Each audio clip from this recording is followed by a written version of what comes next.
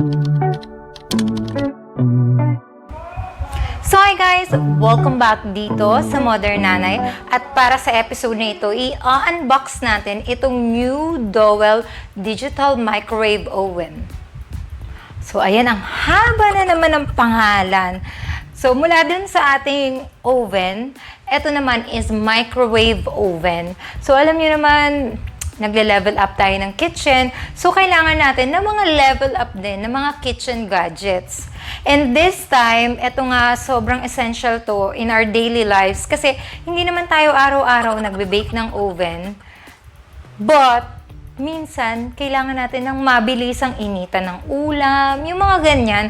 Kasi syempre, minsan, like me, I often cook in batch, tapos nilalagay ko lang yan sa ref or dun sa mismong freezer kung alam kong hindi namin kagad makakain.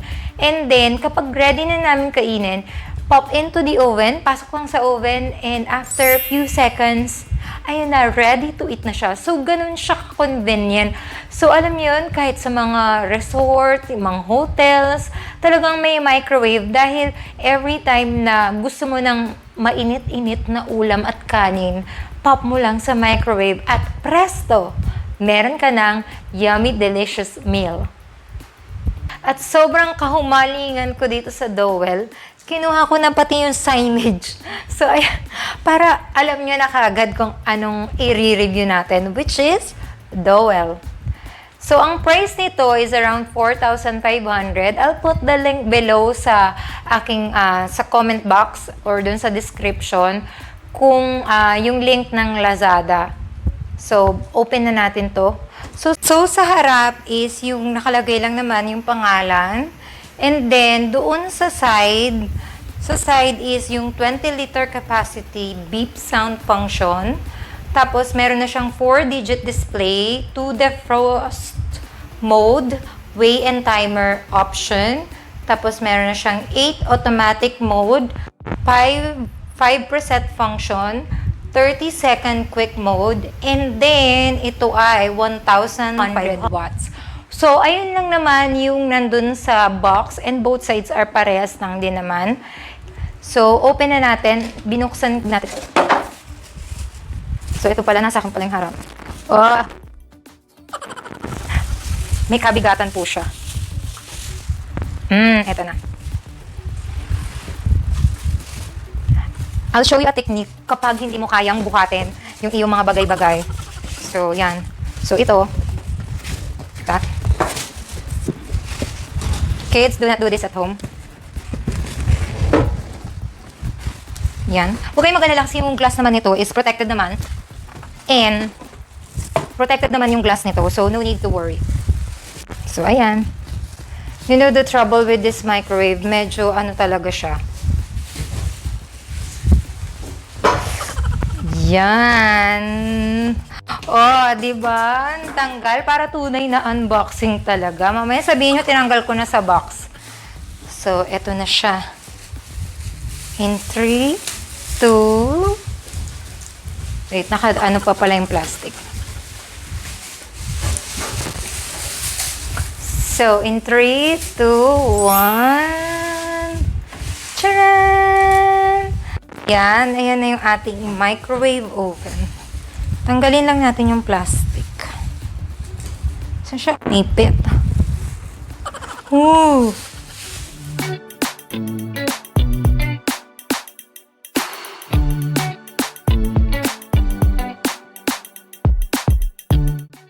So, inside, ano ba yung mga kasama sa loob? So, tanggalin na natin yung plastic. Tapos, meron tayong warranty card. Ayan. Tapos, so, ayan, nakabox. Sabi sa inyo kanina, naka-safety naman yung kanyang plate. Ito yung umiikot sa loob, yung parang ring. Tanggalin natin yung box.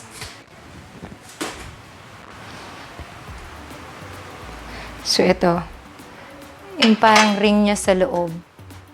Tapos, ayun, yung ating digital microwave na manual. So, hindi siya naka-fix. So, lalagay mo lang to. Wait. Parang may tatamaan siya. Yan. Ganyan. Ayan. Secured siya kasi sa loob, meron yung parang yung kinakabitan ng pinaka-glass. So, ayan yung loob niya. So, closer look. So, ayan. Ayan lang naman yung loob niya. Measure na din natin. 7 inches yung loob. Yan. Tapos, yung depth niya is, doon tayo, 10 inches. Yung depth is 10 inches. Tapos, yung plate, measure na din natin. Yung plate is around 10. Ayan. So, 10 inches din yung plate. So, I have here yung 4-digit display. Tapos, yung microwave, defrost, timer, stop and clear, play or start. Play talaga. Play button. Start and then 30-second quick function. And then, dito naman sa knob is yung menu and then timer. So, like I said earlier, meron itong 8 automatic mode. For the 8 automatic mode, dito yun sa knob. So, twist nyo lang. Ayan, for the menu to the right. And then, mag-appear na dito yung automatic mode 1 and up to 8 automatic mode. So, every modes, meron siyang different function. So, pwede siya pang meat, pwede pang seafoods, pwede din pang chicken. So, iba-iba yan. You can refer to dun sa manual for the full description dun sa mga automatic mode. And then dun naman sa left side is yung timer. For the timer, minimum, clear muna natin ito. And then for the timer, minimum of 5 seconds up to maximum of 95 minutes. And then this time, dito naman tayo sa mga buttons. Clear lang natin ito. And then we have here yung microwave. For the microwave, mag-appear dyan is power up to 100. So, 100% power. Yung P is for power. So, tatandaan, P is for power. Remember, this is 1,500 watts. So, dun tayo magbe-base. Yung 100% na power nun is 1,500 watts. And then, meron kang option between 10, 30, 50, 80, and then 100. So, ito naman yung tinatawag na 5 preset function. So, ito yung merong low heat, medium heat, and then mamimili lang kayo kung ilang wattage or percent ng wattage yung gusto nyong gamitin. So, clear lang natin ito. And then next naman is yung defrost. For the defrost, meron itong 2-function defrost. So, for the defrost 1, ito yung weight by weight. So, minimum of 100 grams up to maximum of 2,000 grams or 2 kilos. So, for example, gusto mo mag-defrost ng 2 kilo na chicken, ito yung pipiliin mo. Remember, pag defrost, light or low heat lang yung ginagamit dito and mas lesser yung consumption when it comes to electricity. And then, clear lang natin ito. And then, for the defrost 2, ito naman kung ilang minutes or ilang seconds mo gustong i-defrost, kung ilang seconds mo gustong i-defrost yung food or anything na gusto mong ilagay sa loob. So, for example, ang minimum naman is 5 seconds and then the maximum is 95 minutes.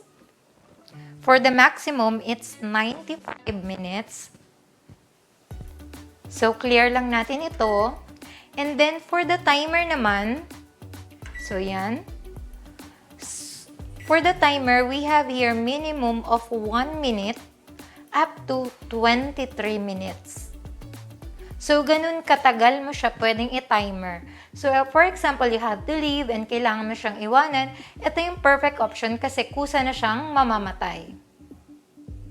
Okay, clear lang natin ito. And then here, we have here yung quick 30-second function. At ito din yung pinipindot kapag gusto mo nang i-start yung any function na clinic mo.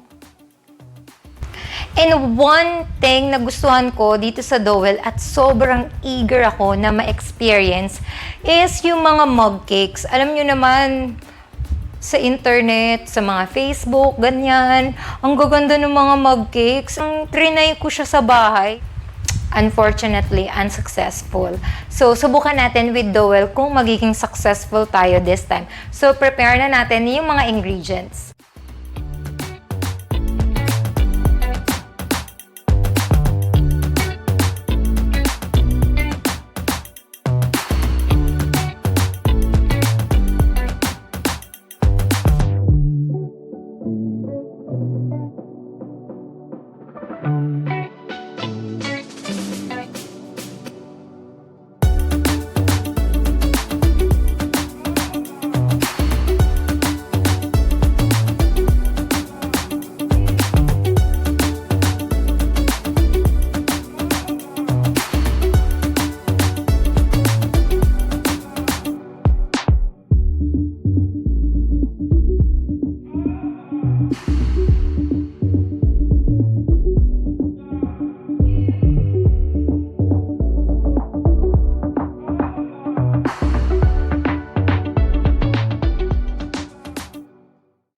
For the microwave, click natin tong microwave, tapos 80, and then set natin, and then choose time.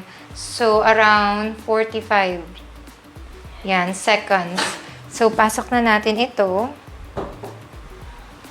Yan. So, good luck talaga. 45 seconds.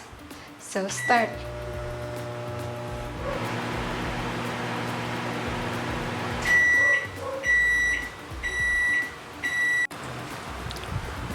So, ayan, sobrang sarap niya and luto siya.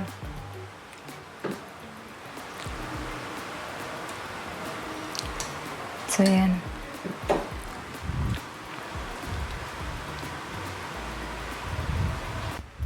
And that's it for today's episode. Sana nagustuhan nyo itong unboxing ng Dowell Digital Microwave Oven.